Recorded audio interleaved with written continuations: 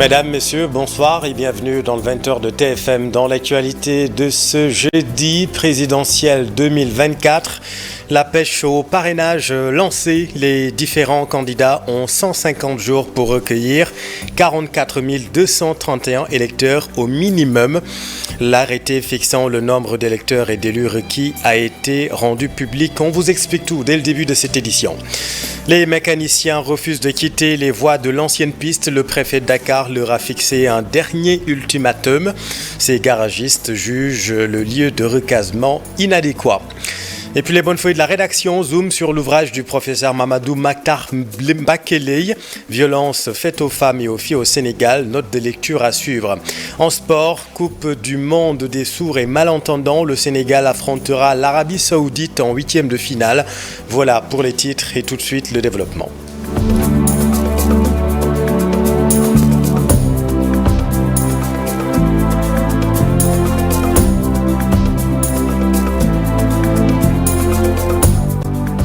C'est un pas important en vue de la présidentielle de 2024. L'arrêté fixant le nombre d'électeurs et d'élus requis pour le parrainage d'un candidat a été rendu public par le ministère de l'Intérieur.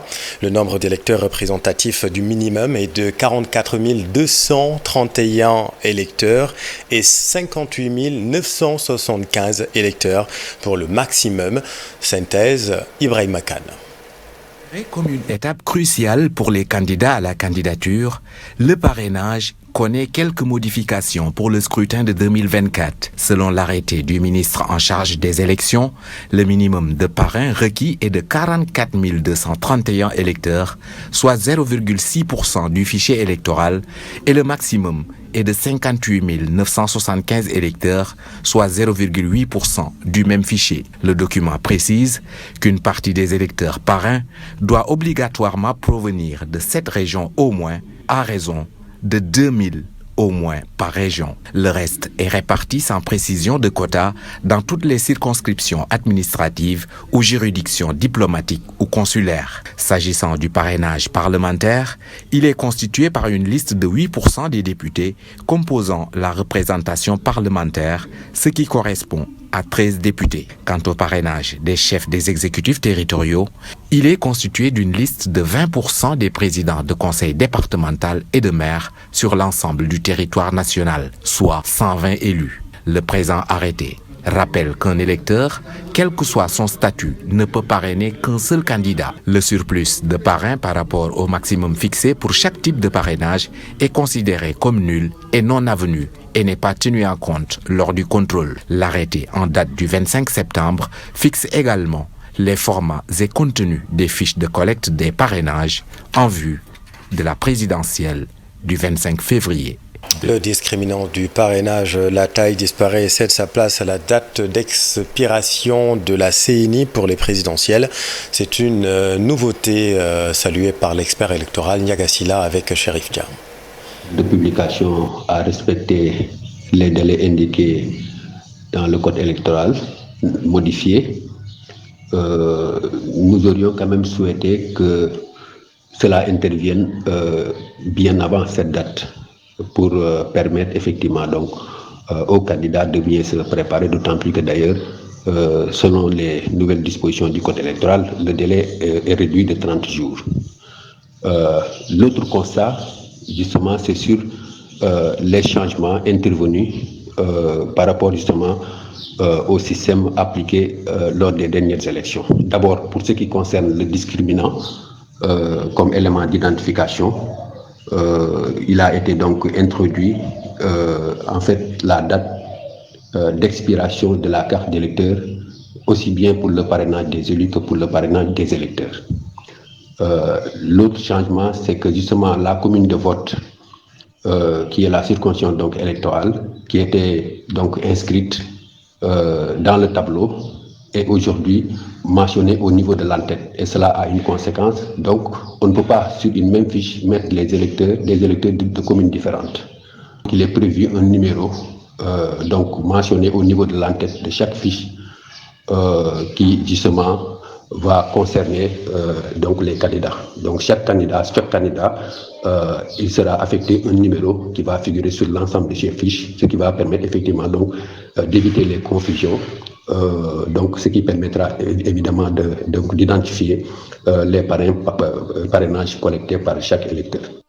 Et toutes ces questions, on en parle dans Soir d'Info la suite avec monsieur Biram Sen, directeur de la formation et de la communication au niveau de la Direction générale des élections. L'autre grand titre de cette édition, le préfet de Dakar a fixé un ultimatum aux garagistes encore installés sur le site de l'ancienne piste dans la capitale. Vous le savez, ces artisans refusent de rejoindre le site de recasement, un site jugé inadéquat. Voyons tout cela avec Dissa Prera. Pas prêt à quitter les lieux. Les mécaniciens établis sur l'ancienne piste de Mermoz estiment que le site de recasement qui leur est proposé est inadéquat pour abriter des garages. La situation est on ne peut pas nous donner un délai sans avoir un lieu pour nous remettre. Nous ne sommes pas des ambulants qui peuvent déambuler avec nos garages. Le promoteur avait promis d'aménager le site avec de l'eau, de l'électricité et des garages, mais il n'a rien fait. Derrière ce déménagement exigé, les mécaniciens accusent un promoteur immobilier de vouloir s'accaparer de ce terrain dont ils occupent depuis 2002. Promoteur immobilier, Bamba, on y aura groupe. C'est un promoteur immobilier qui veut s'accaparer du terrain alors que nous avons passé 20 ans ici. Une seule personne veut déguerpir des milliers de personnes.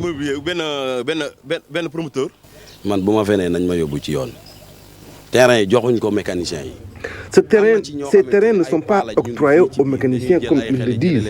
Il y a des vieux ici qui magouillent derrière notre dos.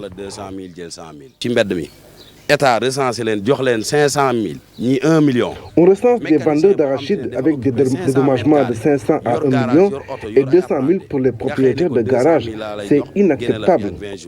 Aujourd'hui, Aonessen et ses camarades en appellent à l'arbitrage des autorités, au plus haut desquels se trouve le chef de l'État. La solution, c'est l'État revient ici, discuter avec les mécaniciens et leur demander qu'est-ce qu'ils veulent. Parce qu'ici, on a un projet qu'on faisait dessus pour créer une cité de l'automobile. On souhaiterait que le président de la République nous reçoive pour parler de la situation. Pour rappel, le préfet avait émis un arrêté exigeant les occupants à quitter le site au plus tard ce 28 septembre. Merci Dissa. Dans le sud de la commune de Niassia, dans la région de Ziguinchor, fait face à un sérieux problème d'électrification des villages qui la composent. Il s'ajoute l'absence de voies de communication et de pistes de production. Lamine Ba, Lamine Mandiang. L'une des principales difficultés auxquelles sont confrontés les habitants de l'arrondissement de Niassia a trait à l'absence d'électricité. Le regroupement des jeunes de l'arrondissement de Niassia qui réfléchit sur les solutions endogènes aux problèmes de développement estime que c'est une préoccupation qui peine à faire l'objet de prise en charge de la part des pouvoirs publics. À un emport, il y a des villages qui sont électrifiés, il y a des villages qui ne sont pas encore électrifiés. Vous allez à Kagit, c'est la même chose. Vous allez dans les autres secteurs de l'arrondissement, de la commune de Niassia, c'est pareil. Donc c'est des villages qui ne sont pas électrifiés. Et sans électrification, on ne peut pas parler de développement. Il n'y a pas que l'électricité qui fait défaut à de nombreux villages de l'arrondissement de Niassia. Il y a aussi la question de l'enclavement de plusieurs localités. Il y a la route Djalan jusqu'à Kagit. C'est une route vraiment qui n'est pas praticable. Vous prenez la route Brin jusqu'à Bangal, c'est une route qui n'est pas praticable. Donc aujourd'hui, voilà les deux routes principales. Si on les avait, on pouvait dire qu'on a des routes. Ensuite, il y a ce qu'on appelle les pistes de production qui entrent vers l'intérêt des villages.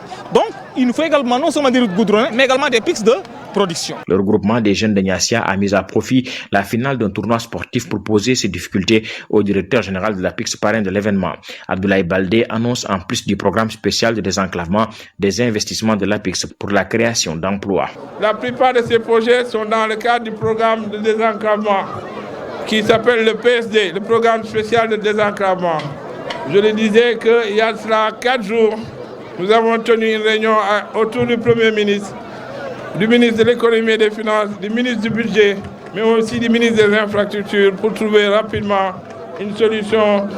Nous sommes aussi chargés, le directeur général de l'APIX et l'administrateur de l'ensemble des zones économiques spéciales du pays, En cela, j'interpelle le maire. Donc nous allons y installer des unités industrielles, nous allons y installer des entrepôts, nous allons y installer beaucoup de structures qui vont créer des milliers d'emplois. Le sous-préfet de l'arrondissement de Niassia, Moussa Aliba, a voulu aussi rassurer les populations quant à la volonté de l'État de prendre en charge toutes ces doléances. À Kaolack, la cérémonie officielle du Gamou de Medina Baye s'est déroulée hier. Elle a été présidée par le ministre de l'Intérieur Antoine Diome en présence du khalife général de Medina Baye, Cheikh Mahi Niass. Le ministre de l'Intérieur Antoine Diome a dénoncé l'attitude des détracteurs des confréries au Sénégal. Le voici avec nos équipes. Je voudrais attirer l'attention des jeunes. Il y a des discours et des philosophies qui sont véhiculées dans le but de les détourner de leurs croyances. Dieu merci, dès lors que nos guides religieux ont mis des barrières autour des œuvres de leurs parents. Toutefois, le devoir nous impose d'être des sentinelles pour faire face à ces phénomènes. Cette situation nous interpelle tous et nous devons en parler à chaque occasion. Ces gens sont animés par la volonté de déstabiliser, voire même de minimiser les œuvres de nos guides religieux. Ces derniers, à l'image de Baye Niass, ont beaucoup œuvré dans l'extension de l'islam. C'est grâce à ce travail que des fidèles quittent le Nigeria, le Ghana, l'Amérique, l'Europe et le Soudan, etc. pour venir à Medina Baye assister à la célébration de la naissance du prophète Mohammed, paix et salut sur lui. Pour la circonstance, le Saint-Coran est lu à plusieurs reprises. C'est aussi une occasion de se rappeler le parcours du prophète Mohammed, paix et salut sur lui. Gamou annuel de Thierno Mountaga Ba à Richard Toll, le khalife général de la famille omarienne, a présidé la rencontre. Il a, dans son serment, invité les jeunes à suivre les recommandations du prophète Mohammed, le prophète de l'islam. Ousseynou Diop, Habib Seck. Khalif de la famille omarienne, Thierno Mohamedou Bachir Tall a présidé le Gamou annuel de Thierno Mountaga Ba à Richard Toll, présidence de milliers de fidèles. Le guide religieux a, dans son sermon devant les fidèles, invité les jeunes à suivre les prescriptions islamiques. Nos guides religieux doivent parler avec les jeunes, les éduquer surtout. Les jeunes doivent suivre le bon chemin tracé par les anciens. Les autorités locales ont participé à cette rencontre. Elles ont soulevé les problèmes qui sont à l'origine des conflits dans le Waalo, notamment la divagation des animaux et le vol de bétail. Aujourd'hui, le vol de bétail dans le département de Dagana est devenu un phénomène récurrent. À ce rythme, on risque d'avoir des problèmes pendant la Tabaski. Il faut donc prendre des mesures dissuasives pour faire face à ce phénomène. Le vol de bétail est certes récurrent, mais il faut aussi le dire, la divagation des animaux est aussi un phénomène dangereux pour les pays. Il faut donc des discussions sérieuses pour appeler les deux parties à la raison. La célébration de la naissance du prophète sallallahu alayhi wa sallam est un moment idéal pour cela. Des milliers de fidèles sont venus de partout dans le monde avec la présence remarquable des Daïra Kounou de Cheikh Omar Foutiyou Tall, dirigé par Cheikh Omar Bachir Tall. Le khalife de la famille omarienne a prié pour la paix dans le pays, surtout pour la présidentielle de 2024. Toujours dans le Nord, la famille de Seydi Hadj Rawane Ngom a aussi célébré le Gamou de Pâle en présence des autorités locales et religieuses. Le porte-parole du khalife général Serigne Mohamedou Bachir Ngom a salué les efforts du gouvernement dans la ville. Le voici avec notre équipe dans le Nord du Sénégal, Ousseynou Diop, Habib Seck. Nous saluons les efforts du gouvernement dans la ville sainte de Pâle. Beaucoup d'infrastructures ont été réalisées par le maire de la commune et nous l'encourageons. Toutefois, nous voulons encore d'autres réalisations dans la ville de Seydi Hadji Rawane Ngom. Le message du khalife peut être résumé en deux parties. D'abord, la continuité des travaux de la grande mosquée entamés depuis quelques mois et nous sollicitons l'aide du gouvernement. C'est pourquoi nous lançons un message solennel au président de la République, Macky Sall. Nous attendons son appui pour continuer les travaux de la mosquée et nous voulons sa réaction dans les prochains jours pour continuer les travaux. Nous voulons aussi réhabiliter la maison de Seydi Hadji Rawane Ngom. Pâle est un foyer religieux et la réhabilitation de la maison va nous permettre de recevoir nos hôtes. On en vient à notre rubrique Les bonnes feuilles de la rédaction. On s'intéresse à l'ouvrage du professeur Mamadou Mbaktar Mbakeley, Violence faite aux femmes et aux filles, un livre qui aborde le dispositif juridique contre les violences faites aux femmes et aux filles en mettant en évidence les lois du code pénal qui sanctionnent ces violences. Note de lecture, Ibou Diouf. Un ouvrage qui permet de comprendre les différents types de violences physiques et sexuelles. L'auteur Mamadou Mbakeley s'intéresse aussi aux coups et blessures volontaires et les viols. Au Sénégal, il ne se passe pas un seul jour sans que la presse relate des cas de violence physique et ou sexuelle.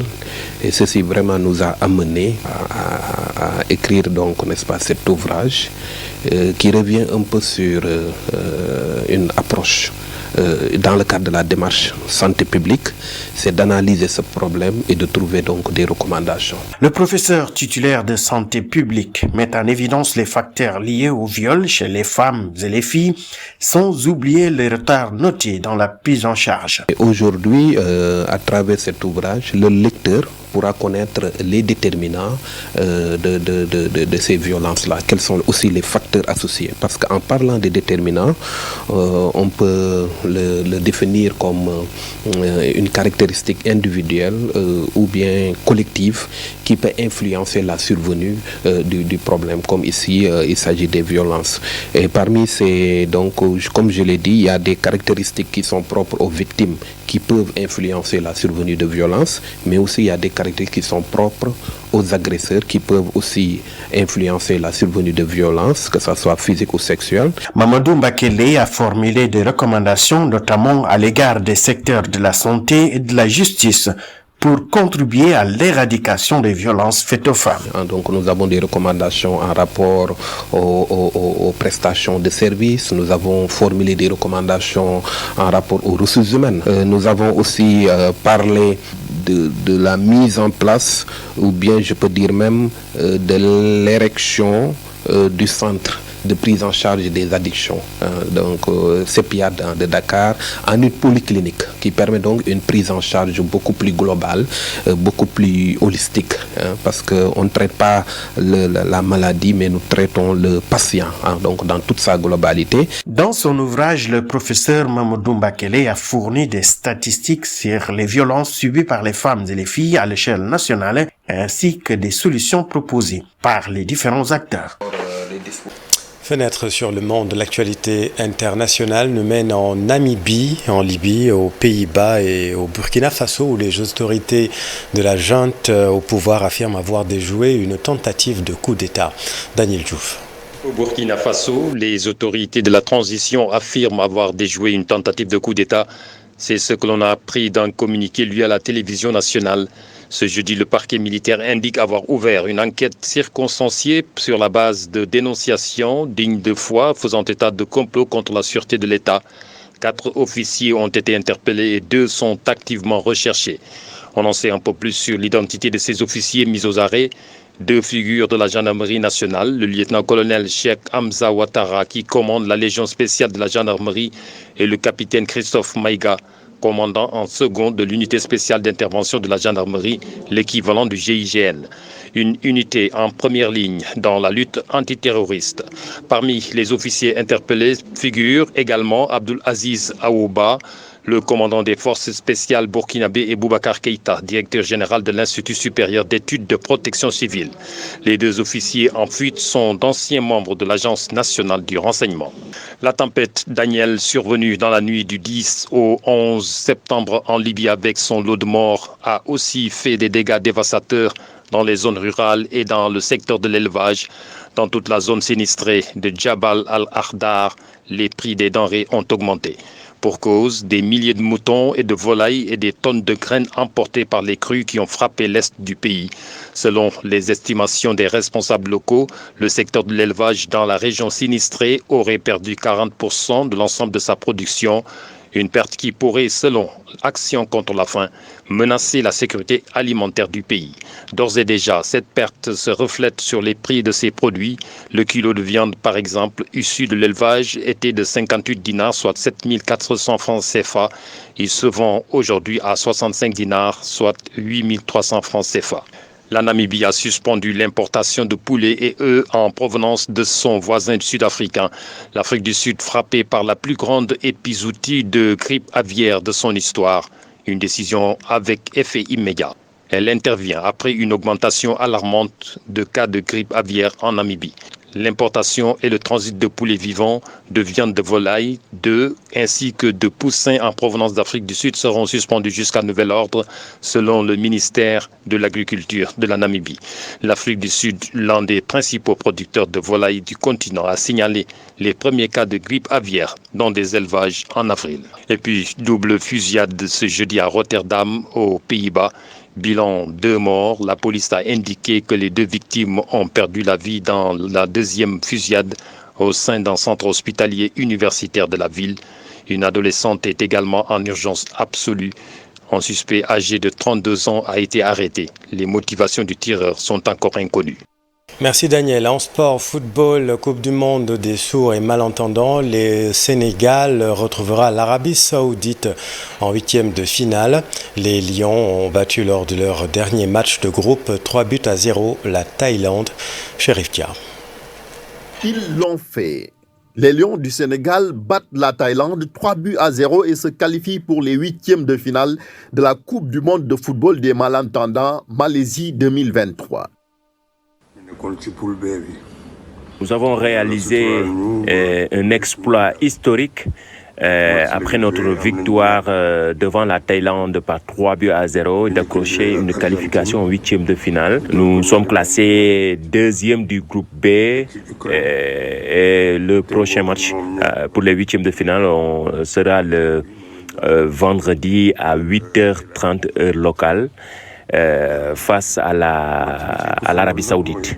Nous essayons de décrocher une autre victoire pour se qualifier pour les quarts de finale. Brésil 2022 bi passé ni te Sénégal bokkoon ci moom moo jëloon ndam li. Après 2 victoires et un nul, les protégés du sélectionneur Souleymane Bara Fomba occupent la 2e place du groupe B derrière l'Ukraine. Pour les 8e de finale, nous allons rencontrer l'équipe d'Arabie Saoudite donc le 29 septembre à 8h30 GMT. Donc nous jouons contre l'Arabie Saoudite pour les 8e de finale. Et ce sera le 29. Et nous demandons aux Sénégalais de prier pour l'équipe nationale de football du Sud du Sénégal. Une qualification historique pour les champions d'Afrique en titre qui comptent écrire leur propre histoire en poursuivant l'aventure dans cette compétition. Pour cela, ils doivent battre leur futur adversaire, l'Arabie Saoudite, qu'ils affrontent ce vendredi à 8h GMT. Football sénégalais qui continue donc de rayonner, Chérif. Et pourtant, notre pays ne va pas accueillir la CAN 2027. Quelles sont les raisons de l'échec? Élément de réponse avec Ibou Diouf. Sur les 15 membres de la CAF qui ont voté pour l'attribution de la CAN 2027, le trio Kenya, Tanzanie, Ouganda ont obtenu 8 voix et le Sénégal 4 voix. Un choix de raison, selon des observateurs. Enfin, moi je ne pense pas que ce soit un échec du Sénégal. C'est un choix qui a été opéré par la Confédération africaine de football. Et c'est également, à mon avis, un choix de raison. Bon, c'est vrai que ce sont les membres du comité exécutif qui ont procédé au vote. On va dire 15 membres du comité exécutif selon les infos que nous avons eus. Et le Sénégal est arrivé 2e derrière le dossier qui a été porté par le trio Kenya, Tanzanie, Ouganda. Et quand je dis que c'est un choix de raison, c'est surtout basé d'abord sur le fait qu'il y a ce besoin de rotation qui a été évoqué d'ailleurs par le président Motsepe à l'entame de son propos, avant qu'on ne dévoile le vainqueur. Et ce besoin de rotation, il est important, d'autant plus que c'est généralement le principal argument utilisé par l'Afrique quand on parle de Coupe du Monde sur la table de la FIFA, c'est l'argument que la CAF brandit souvent, que les sélections africaines, que les associations africaines brandissent. Et il serait donc tout à fait logique que ce même argument puisse prévaloir sur un choix continental. C'est donc une organisation conjointe qui se fera entre 3 pays, Tanzanie, Ouganda et le Kenya. Une CAN en Afrique de l'Est, une première depuis 1976. Le Sénégal aurait plus de chances s'il misait sur une co-organisation. Jadis, dans l'histoire footballistique de notre continent, on n'a jamais vu 3 pays organisés. Mais le cahier de charge est devenu tellement lourd que certains pays, nonobstant ces pays septentrionaux, et l'Afrique du Sud, les autres sont obligés aujourd'hui de fédérer les forces afin de pouvoir gagner la confiance de la CAF. La deuxième chose, moi, j'appellerais plutôt la CAF aussi à revoir le mode de désignation. Aujourd'hui, à mon avis, ce sont les 55 pays qui forment la CAF qui devraient attribuer le pays hôte de l'organisation d'une Coupe d'Afrique et non le confier tout simplement aux membres du comité exécutif. Je crois que la tendance aujourd'hui au niveau de la FIFA aussi, c'est la même chose depuis l'affaire FIFA Gate pour éviter encore une fois la corruption. Le Maroc, pour sa part, va organiser la Coupe d'Afrique des Nations édition 2025. Certains spécialistes proposent que la CAF devrait permettre à tous ses pays membres de voter au lieu de confier l'attribution de la CAN aux seuls membres de son COMEX. Merci Ebou, c'est la fin de cette édition. Merci infiniment de l'avoir suivi. On se retrouve dans un tout petit instant avec M. Biram Sen, directeur de la formation et de la communication de la Direction générale des élections. Pour Soir d'Info, la suite. À tout de suite.